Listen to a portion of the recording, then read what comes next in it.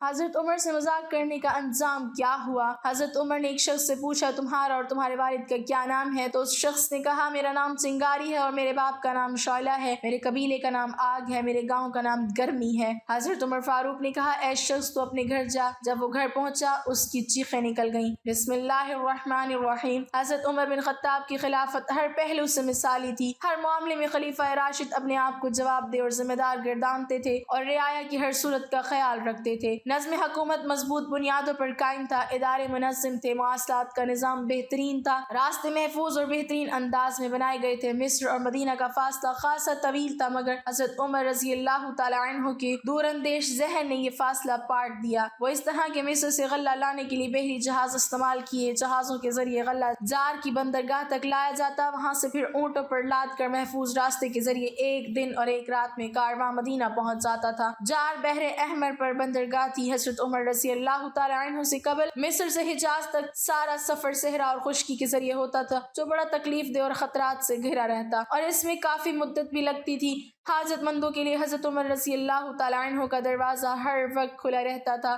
جو شخص آتا اس کی داد رسی کی جاتی تھی، کسی کو کسی دوسرے پر فضیلت نہ تھی۔ ایک اصول تھا کہ جس سے ہر خاص و عام واقف تھا، وہ یہ کہ جو زیادہ نیک اور متقی تھا وہی زیادہ مغرور اور محترم تھا۔ جس نے اعمال خیر اور جہاد اسلامی میں زیادہ خدمات سر انجام دی تھی وہی دوسروں پر فوقیت رکھتا تھا۔ اس کے علاوہ کوئی دوسرا معیار نہ تھا جس سے لوگوں کا مرتبہ متعین کیا جاتا۔ جب حقداروں کو ان کا حق نہ ملے اور صاحب استحقاق کے مقابلے میں با اثر لوگوں کو ترجیح دی جانے لگے تو فساد پھیل جانا فطری امر ہے۔ حکمران اگر یہ اصول پیش نظر رکھیں کہ جس شخص نے امت کے لیے زیادہ قابل قدر خدمات سر انجام دی ہیں اسی کی عزت افزائی اور قدر کی جائے تو اس سے بہت صحت مند رجحان پروان چڑھتا ہے۔ لوگ بھلائی اور خیر کے کاموں میں ایک دوسرے سے آگے بڑھنے کی کوشش کرتے ہیں اور نیکیاں برائیوں پر غالب آ جاتی ہیں۔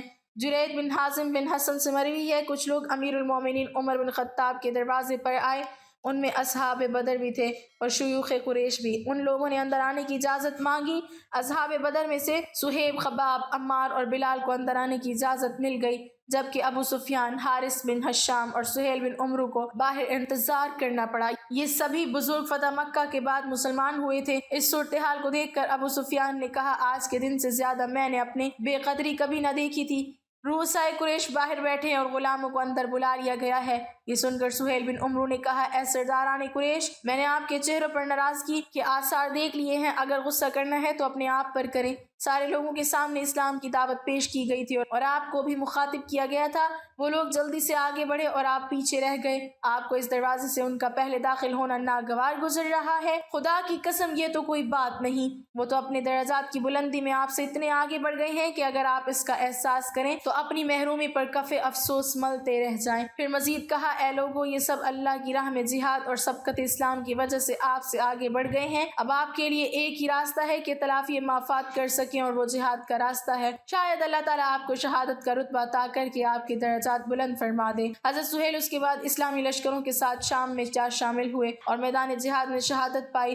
جرید بن حازم بن حسن ان کے بارے میں مدرجہ ذیل واقعہ بیان کرنے کے بعد کہا کرتے تھے اللہ کی قسم سہیل نے سچ کہا، جو بندہ اللہ کی طرف تیزی سے آگے بڑھ جائے بھلا اس کے برابر دعوت کو ٹھکرا دینے والا کیسے ہو سکتا ہے۔ کسی شخص کے قرب اور دوری اور تقدیم و تاخیر کے لیے یہ معیار قائم ہو جائے تو سمجھیے کہ معاشرہ ٹھیک سمت میں جا رہا ہے۔ اگر کسی کا ذاتی جاہ و مال، مادی قوت اور گروہ بندی ہی امتیاز کی وجہ بن جائے تو یہ کھلے بگاڑ کا راستہ ہے۔ اصل چیز کردار اور اعمال صالح ہیں، نہ کہ حسب نسب اور ٹھاٹ بات۔ قرآن میں فرمایا گیا ہے جس کسی نے ذرہ برابر نیکی کی وہ اسے دیکھ لے گا اور جسے کسی نے ذرہ برابر برائی کی وہ بھی اسے دیکھ لے گا۔ حضرت عمر بطور حاکم اپنے فرائض کی ادائیگی میں سرگرم عمل رہتے تھے۔ بہت سے نیک نفس حکمران اور بھی ہیں جو اپنی جملہ ذمہ داریوں کی ادائیگی کا اہتمام کرتے تھے۔ آج بھی اگر کوئی حکمران سنجیدگی سے کمر ہمت باندھ لے تو یہ کام کر سکتا ہے، مگر حضرت عمر کا اس معاملے میں کمال یہ ہے کہ وہ ان فرائض کی ادائیگی میں لطف محسوس کرتے تھے۔ ان کے نزدیک یہ عبادت کا حصہ تھا۔ رعایا کے لیے جذبات محبت اور نیکی کے کاموں کے لیے ہمیشہ کمر بستہ رہنا ان کی شان تھی۔ انہوں نے خلافت کا بھاری بوجھ اٹھایا اور اس کا حق ادا کر دیا۔ اس بوجھ کے باوجود وہ دوسروں کا بوجھ کم کرنے اور اپنے اوپر زیادہ بوجھ لادنے کی فکر میں رہتے تھے۔ حقداروں کو ان کے پاس پہنچ کر حق ادا کیا کرتے تھے۔ وہ راتوں کو گلی کوچوں میں گھوم پھر کر لوگوں کے حالات معلوم کرتے اور ان کی ضروریات پوری کرنے کے لیے اپنے کندھوں پر بوجھ اٹھایا کرتے تھے۔ ایک مرتبہ حضرت عمر خود رجسٹر اٹھائے بنو خزاعیہ کے پاس قدید پہنچے اور ان کے وظیفے انہیں دیتے ہوئے فرمایا یہ ان کا حق ہے۔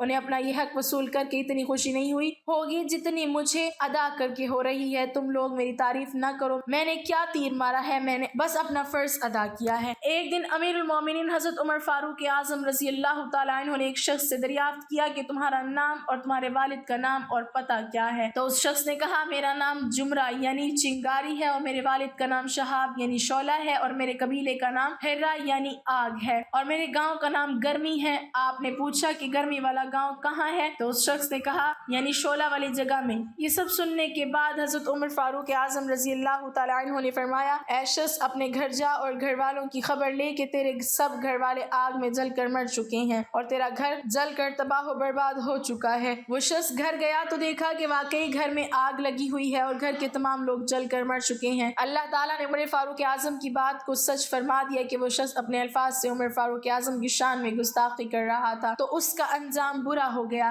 ایک مرتبہ امیر المومنین حضرت عمر فاروق اعظم رضی اللہ تعالیٰ عنہ نے ایک عظیم لشکر ایران کے شہر نہابند میں بھیجا، اور نہابند شہر مدینہ طیبہ کے سینکڑوں میل کی دوری پر ہے، اور اس اسلامی لشکر کے امیر حضرت ساریہ رضی اللہ تعالیٰ عنہ تھے۔ امیر المومنین حضرت عمر فاروق اعظم رضی اللہ تعالیٰ عنہ نے ایک دن مدینہ طیبہ کی مسجد نبوی میں جمعے کا خطبہ دے رہے تھے۔ امیر المومنین رضی اللہ تعالیٰ عنہ نے بیچ خطبے میں خطبہ بند کر کے 3 مرتبہ فرمایا یا ساریۃ الجبل یا ساریۃ الجبل یا ساریۃ الجبل، یعنی اے ساریہ پہاڑ کی طرف دیکھو، اے ساریہ پہاڑ کی طرف دیکھو، اے ساریہ پہاڑ کی طرف دیکھو۔ مسجد نبوی کے تمام نمازی حیران و پریشان ہو گئے کہ آخر معاملہ کیا ہے کہ امیر المومنین رضی اللہ تعالیٰ عنہ نے خطبے کے بیچ میں خطبے کو بند کر کے حضرت ساریہ کو آواز دے رہے ہیں، جبکہ حضرت ساریہ مدینہ طیبہ سے سینکڑوں میل دور ملک ایران کے شہر نہابند شہر میں دشمنان اسلام سے جنگ کر رہے ہیں۔ کچھ عرصے کے بعد نہابند سے ایک قاصد آیا۔ امیر المومنین حضرت عمر فاروق Credit goes to نبی کی بات ہے.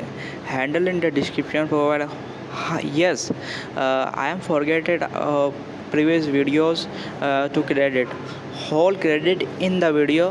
So check out handle real in the description provide. I am Karishab. Peace out.